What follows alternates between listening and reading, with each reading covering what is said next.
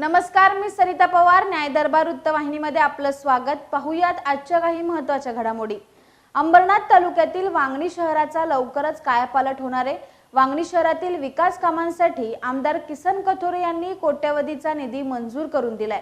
वांगणीच्या सरपंच वनिता आढाव यांच्या नेतृत्वात विकासाची घौडदौड सुरू आहे.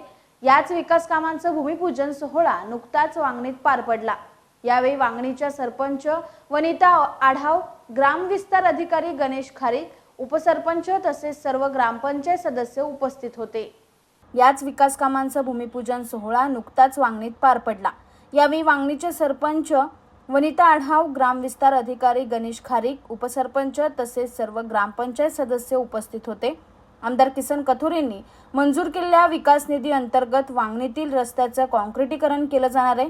यापैकी गाव तलाव आणि राष्ट्रीय आरोग्य अभियानाअंतर्गत वांगणी पूर्वेकडे उभारण्यात येणारं नवीन उपकेंद्र वांगणीच्या विकासात मैलाचा दगड ठेवणार आहे. गाव तलावाच्या सुशोभीकरणासाठी 2,74,00,000 तर आरोग्य उपकेंद्रासाठी 49 लाख रुपयांचा निधी मंजूर करण्यात आलाय. विशेष म्हणजे यावेळी वांगणी ग्रामपंचायतीच्या माध्यमातून महिला बालकल्याण विभागाअंतर्गत 10% आणि मागासवर्गीय निधीतून 15% निधीचा लाभ नागरिकांना देण्यात आला. तसेच विद्यार्थ्यांना शालेय साहित्याचं वाटप करण्यात आलं. याशिवाय 15व्या वित्त आयोगातून घेण्यात आलेल्या 2 घंटागाड्या, एका ट्रॅक्टरचं लोकार्पणही करण्यात आलं.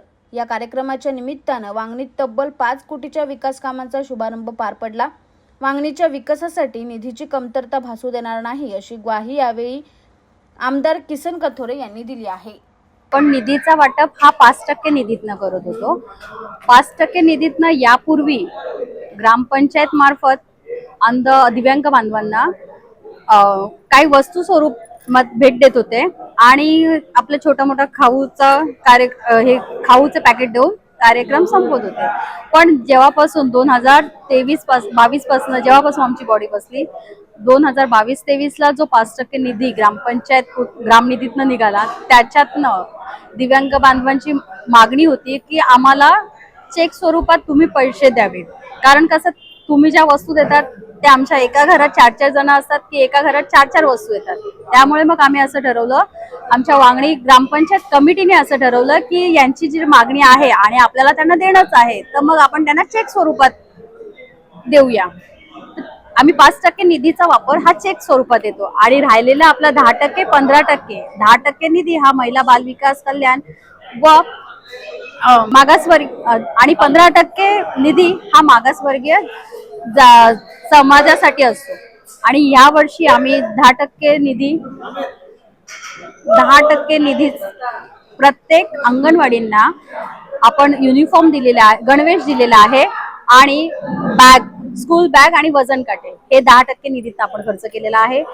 बाकी राहिला विषय 15% निधीचा. तर 15% निधीतनं आपण वॉर्डनुसार वस्तूंचं वाटप केलेलं आहे. त्या वस्तूंमध्ये आपण भांडे, 100 खुर्च्या, 10 टेबल आणि 2 साऊंड बॉक्स असा प्रत्येक वॉर्डनुसार आपण 10% वस्तूंचं नियोजन केलेलं आहे. आणि राहिला प्रश्न 15वा वित्त आयोगात आम्ही 2 घंटा गाड्या आणि 6 ट्रॉल्या घेतलेल्या आहेत.